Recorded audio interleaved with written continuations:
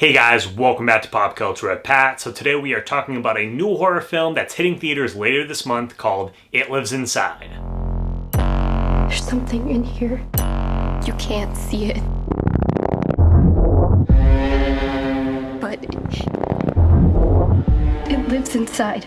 And before we get into the video, if you guys are new to the channel, please hit that subscribe button as well as the bell button next to it. That way you get notifications for all my new videos. Got a lot of reviews and things coming up in the next few months for spooky season, so you guys want to make sure you don't miss any of that. Sam is an Indian American teenager struggling with her cultural identity and has a falling out with her best friend. In the process, she unwittingly releases a demonic entity that grows stronger by feeding on her loneliness. It Lives Inside is also the directorial debut of Bishal Dutta. I apologize if I am saying your name incorrectly, and also stars Megan Suri. So I had seen this trailer earlier this year. I can't remember what movie it was playing in front of. I've seen it a number of times now, but the first time seeing this trailer, it was something that really had caught my eye, so I was excited to see it. It was definitely one of my most anticipated horror films for the rest of the year.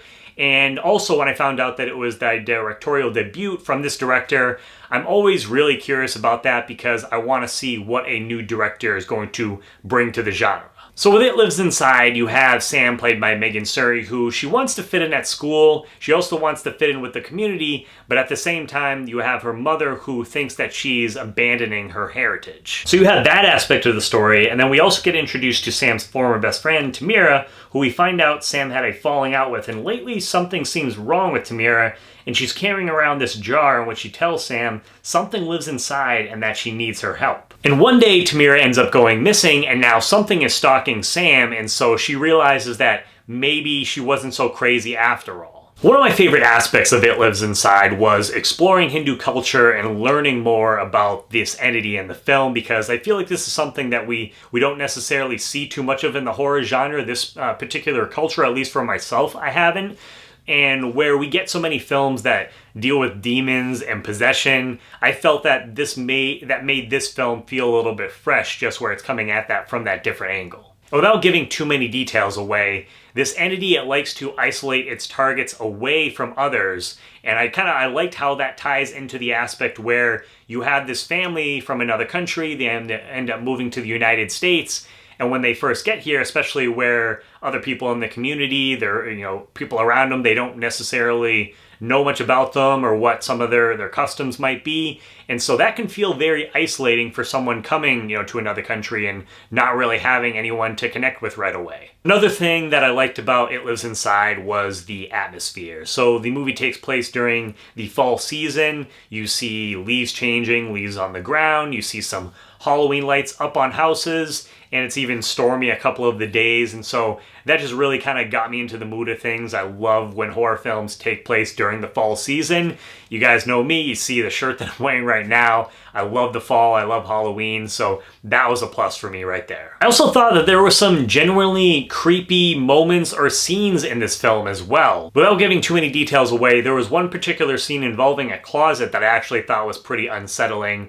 And then we get to see some drawings and some paintings involving some of the lore in this movie and this entity that I actually thought were pretty creepy too. And for the most part, this movie makes the smart choice of that you don't get to see a lot of this entity for most of the film. It's kind of implied, or you don't see anything there at all. It reminds me a little bit in that way of things like It Follows or Smile, where you don't necessarily see the entity until the very end of the film, and I think that was a smart choice here. Performance-wise, I think both Megan Suri and Moana Krishnan, in their respective roles, they were both solid in this film. Now, unfortunately, as far as the negative side of things go, I definitely think that the pacing was a little off in this movie. There was times in this film where it just felt like things were dragging a little bit too much, and I'm somebody that honestly loves a slow burn horror film, but there was just moments where I felt like things maybe could have been tightened up a little bit more, or maybe a scene or two could have been cut out just to make things a little bit more, neat.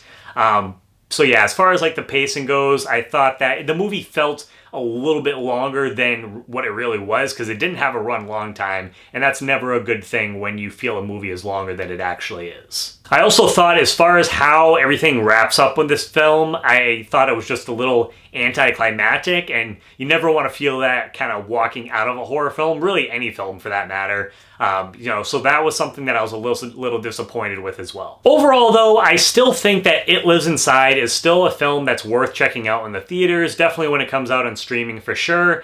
And Bishal Dutta is definitely going to be someone that I'm going to be keeping an eye on for the next time that he does a film, especially if it's in the horror genre. I'll be excited to see what he can do his second time around. So overall, as far as the score goes, I'm going to give this thing a 7 out of 10. It was still something for the most part that I enjoyed. Like I said, there were some creepy scenes, some solid, performances from the two main actors here. I just think that the pacing was a little off. There at times it was a little too slow for me, and the way that things wrapped up was a little too anticlimactic overall. But I still enjoyed it. Definitely something that I would check out again. So as far as It Lives Inside, guys, I'm definitely curious to hear what your guys' thoughts are. I know a lot of you probably haven't had a chance to see it yet because it doesn't hit theaters until September 22nd. I was able to check this out because Regal does their mystery movie every once in a while where they do it on Mondays.